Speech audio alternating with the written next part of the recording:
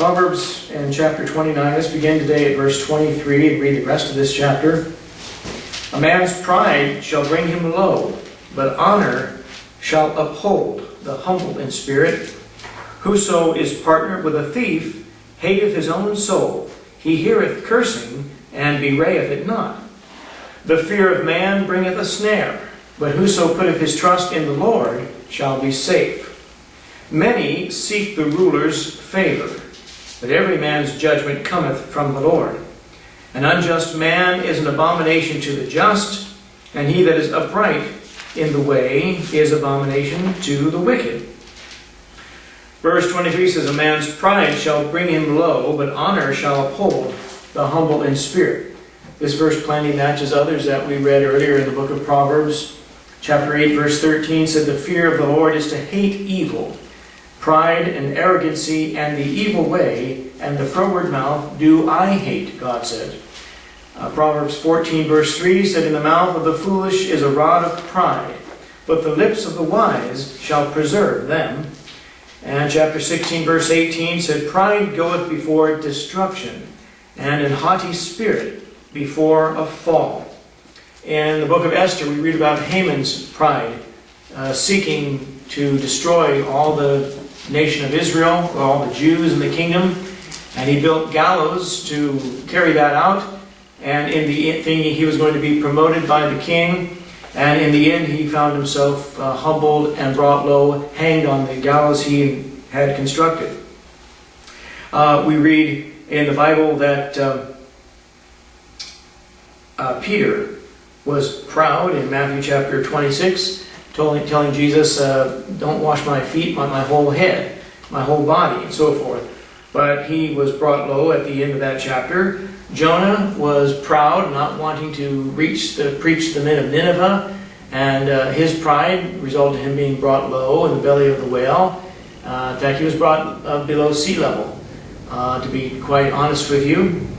And some of the modern Bibles read in verse 23 that a man will receive honor if he is humble in spirit. And that's not what our Bible says. God's Bible says honor is what the man already possesses. Verse 23 says, Honor shall uphold the humble in spirit. And that's set over and against the man who is filled with pride in the first clause. Honor is part of his character already. It's not something he's going to receive like the praises of men for being humble. There are a lot of humble people who do not receive honor in this life. Now they will one day after the judgment seat of Christ and the elevation of the saints in Christ's kingdom. But today we would say somebody is honorable. That's part of his character already. Verse 24 in our text today says, Whoso is partner with a thief hateth his own soul. He heareth cursing, and bewrayeth it not. The cursing of verse 24 is defined for us elsewhere in the Scriptures. Look back, if you will, at the book of Leviticus. Leviticus chapter 5.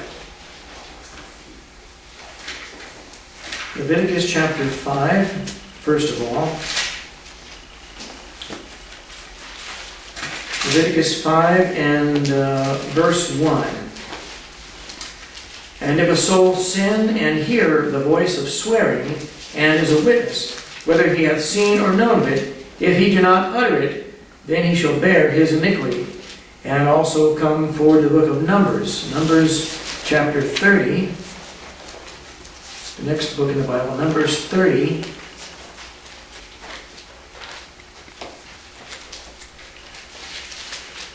And verses 1 and 2. Moses spake unto the heads of the tribes concerning the children of Israel, saying, This is the thing which the Lord hath commanded. If a man vow a vow unto the Lord, or swear an oath, to bind his soul with a bond, he shall not break his word, he shall do according to all that proceedeth out of his mouth. That is, when someone swears by God that they're going to do such and such, that's the kind of swearing or cursing that is mentioned here. Notice how the Scriptures define and interpret themselves, as we've said many times, coming in the New Testament, to the book of Acts, Acts chapter 23. Acts in chapter 23.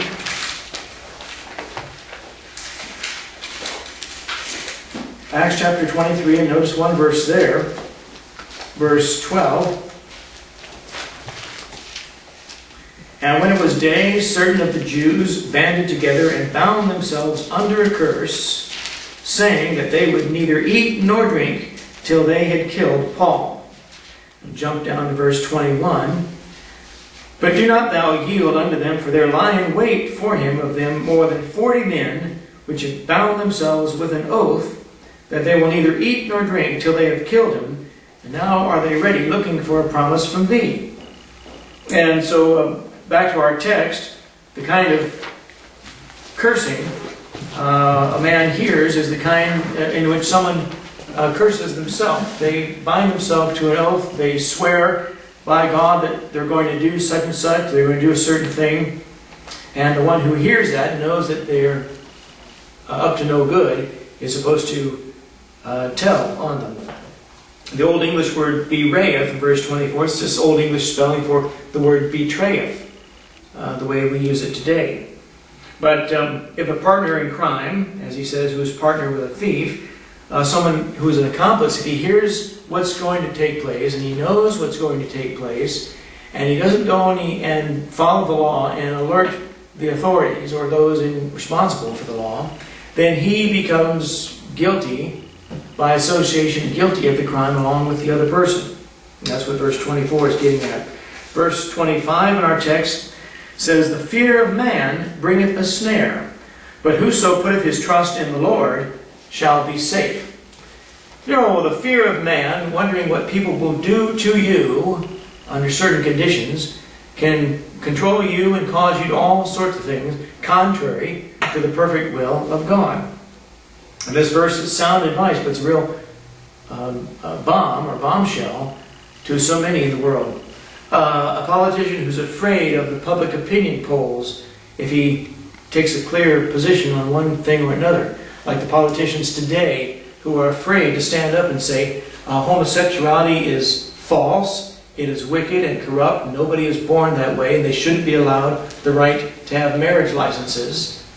No matter what people think, no matter who likes it or not, that man despises verses like this because he's afraid of men, he's afraid of opinions, he's afraid of other people's retaliation. Any preacher who's afraid of losing his job as the pastor of a church if he preaches plainly or tells the truth despises verses like this. An unsaved Jew or an unsaved Catholic who's afraid they're going to be disowned or excommunicated by their church or their family if they convert and get saved, that person despises a verse like this because it stands in the way of them receiving Jesus. It tells the truth about what's going on in their heart. Chapter 1 verse 7 in Proverbs said, the fear of the Lord is the beginning of knowledge, but fools despise wisdom and instruction. And we talked about that when we were back in chapter 1. The Bible clearly recommends that men stop fearing one another and start fearing God for a change. That sure would change a lot of conditions in their lives. They stop fearing what other people think and start worrying and wondering or fearing what God may think or what God's interests are, how God views the situation.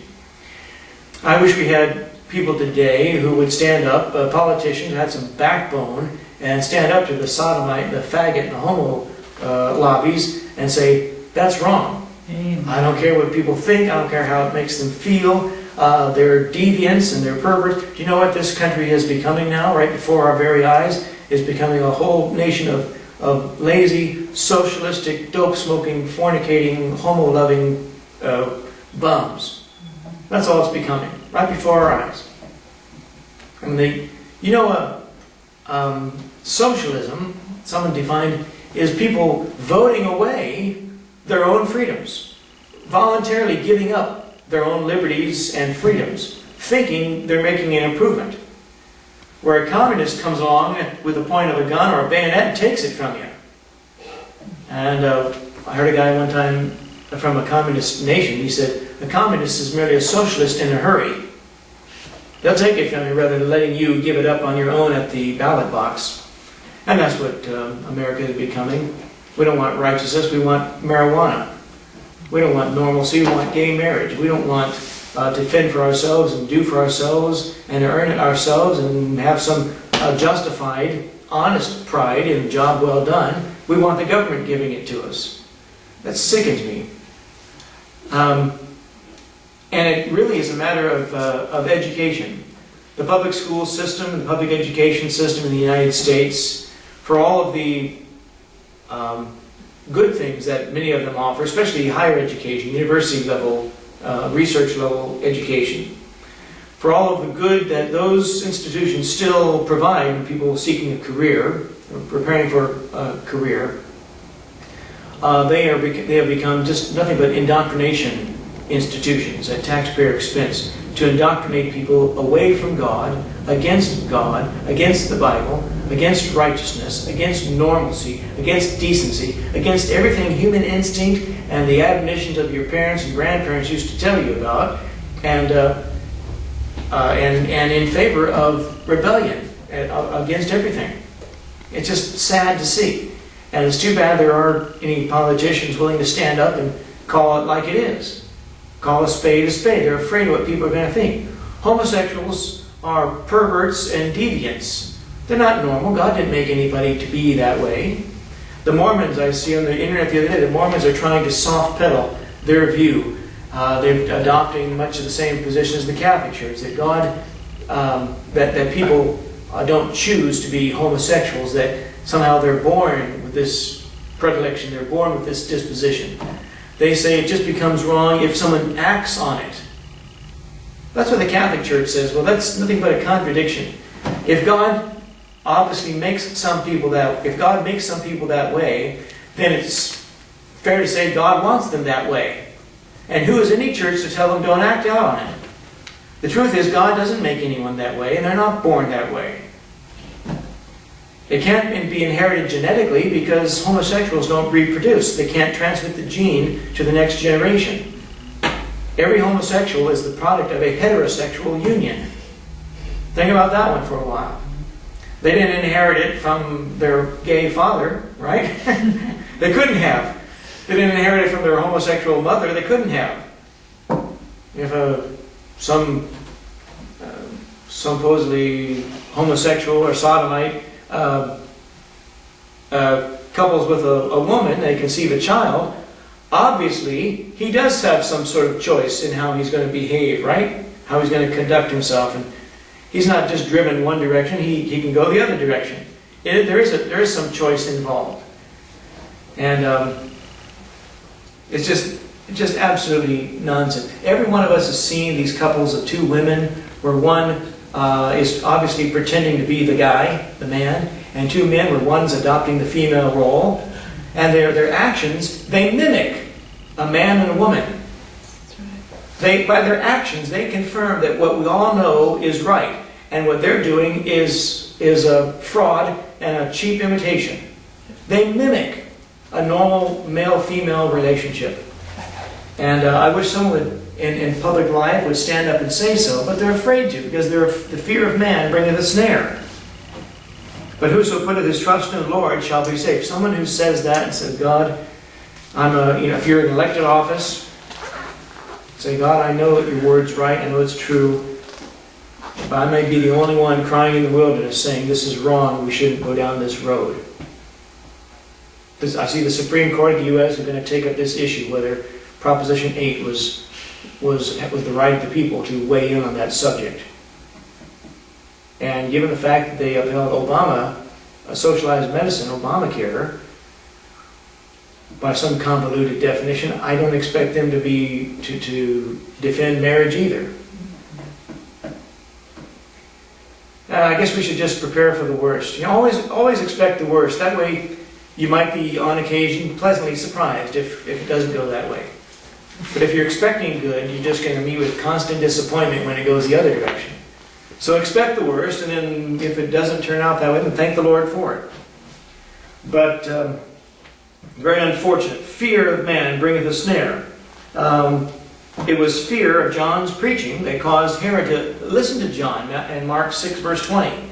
He listened to John preach. But then it was fear of public opinion in front of Herodias and everybody else at his birthday party that caused him to have John beheaded in prison. He was afraid of what everybody watching would think if he let John live.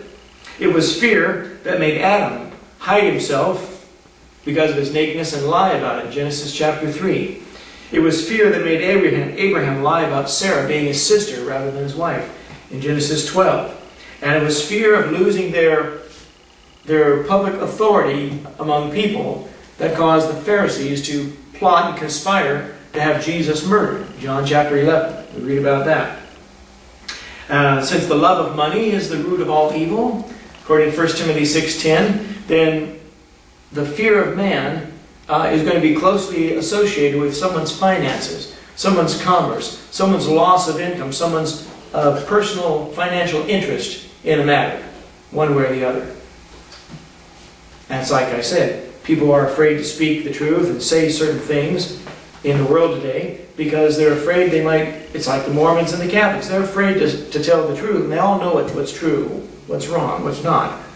And because they don't want to do anything that might cause the IRS to jeopardize their tax-exempt status or any financial benefit they have as organized religion. Do you know what happened when back in 1970, I want to say 1978, the Mormon Church had been keeping blacks from the so-called Melchizedek priesthood for all of these generations before that. They said that God had clearly cursed the Lamanites with dark skin. The black peoples were the inheritors of that, and cursed people with dark skin, and therefore they were not allowed to become priests in the Mormon Church. And the IRS caught wind of this, and they thought this might fall under the realm of discrimination, one way or another. First of all, I don't think the IRS had any business getting involved in a church. It's a false church, it's a cult, but it's still a church, and it's a religious group, and it's the idea of separating church from state means the government's to keep their nose out of church's affairs. But be that as it may, the Mormon Church was afraid they might lose their tax-exempt status. And so they came up with concocted this story that we've been praying earnestly in earnest prayer meetings that God would answer our request concerning this important, delicate issue. And suddenly a revelation from God has come to our prophet that all worthy males of any color, every race, can now participate in the Mormon priesthood. This was the answer to their prayer after long and earnest prayer meetings on the matter. All it was to save face in the eyes of the media and not lose their financial empire and jeopardize their tax-exempt status as an organized religion. But the fear of man bringeth a snare. And look at verse 26. Many seek the ruler's favor, but every man's judgment cometh from the Lord. That verse is self-explanatory. No matter how much appeal you make to government leaders or rulers over you for one favor or another, the court favor with the elected officials or the king or senator or politician or member of parliament in other parts of the world, ultimately God will be the one to judge your heart. He will judge your motives. Let me show you a few verses in the New Testament. Come, if you will, to the book of Romans chapter 2. Romans chapter 2. Romans 2, and begin there at verse 1. Therefore thou art inexcusable, O man, whosoever thou art that judgest. For wherein thou judgest another, thou condemnest thyself. For thou that judgest doest the same things. But we are sure that the judgment of God is according to truth against them which commit such things. And thinkest thou this, O man, that judgest them which do such things, and doest the same, that thou shalt escape the judgment of God? Come forward, if you will, to the book of Hebrews, chapter 10. Hebrews chapter 10. And notice there one verse 30.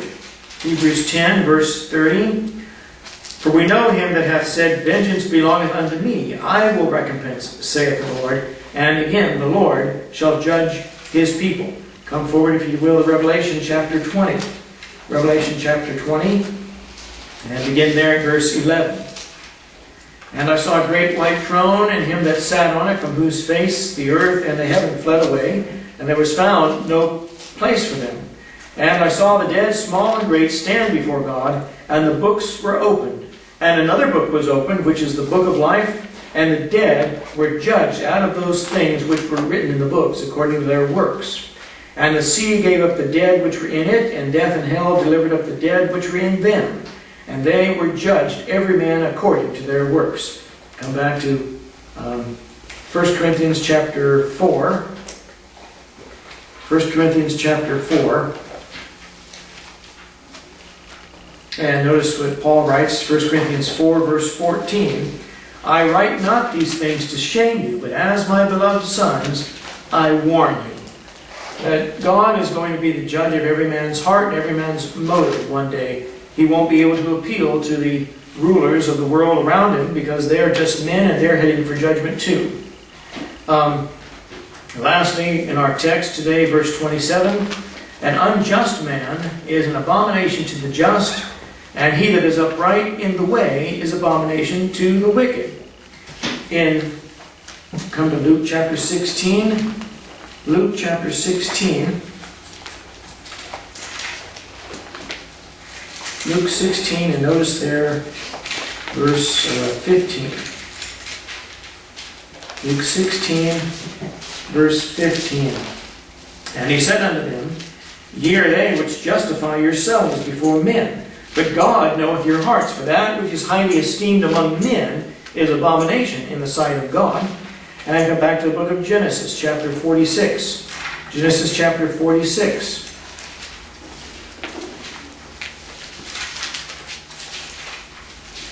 Genesis chapter 46.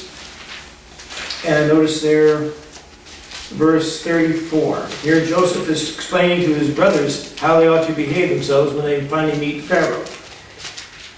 That ye shall say, Thy servant's trade hath been about cattle from our youth even until now, both we and also our fathers, that ye may dwell in the land of Goshen. For every shepherd is an abomination unto the Egyptians. The Jew being the just and the Egyptians being the unjust. They have no love for the things that you're interested in, the things that are important to you, and likewise you should have no love for the things that are important to them. Now people are people, and every man has men have certain things in common as they live life, and they pass each other on the streets, and they work at the same places. But the things that are at his heart should not be the things that in your heart. And they have no real love for you. The unrighteous man has no love for the righteous, nor should the righteous love the unrighteous. You're supposed to witness to them. You're supposed to try and win them to Jesus Christ. But you don't love the things that he loves. You really have nothing in common. And your best friends as a Christian should become other Christians, not unbelievers, not unsaved people. Because they're not going to make you their best friend. You got to know that, right? You know what, Martin Luther wasn't afraid to state his hostility towards the Pope. He said, I feel much freer now that I am certain the Pope is the Antichrist. He said that one time. When he was a monk and his order had sent him to Rome on an errand for his order. He left Germany, went all the way to Rome. He thought this would be a spiritual pilgrimage. And on the way to Rome, he saw Rome off in the distance, and he said, Holy Rome, I salute thee. And while he was in Rome, he saw priests performing Mass while drunk. He learned of the priests and some of the popes who had fathered illegitimate kids all over Rome in generations past. He saw the wretchedness and the debauchery and priests molesting children back in the 1500s and raping women in the 1500s and fathering illegitimate kids all over town or all over the city. And this was supposed to be kept hush-hush from the masses of followers around the world at that time, around the known world. And when he left Rome, he eventually said later, if there is a hell, surely Rome is built over the entrance to it. And instead of referring to the Pope as Most Holy Father, Martin Luther called him Most Hellish Father. He didn't care. You know, Most Hellish Father. And some of the greatest preachers in the world weren't afraid to talk plain and talk clear and utter the truth, just like, you know what? I believe that Martin Luther King Jr. was more red than he was black. That is, what I mean by that is he was more like a communist, thinking everybody should be made equal rather than a black man.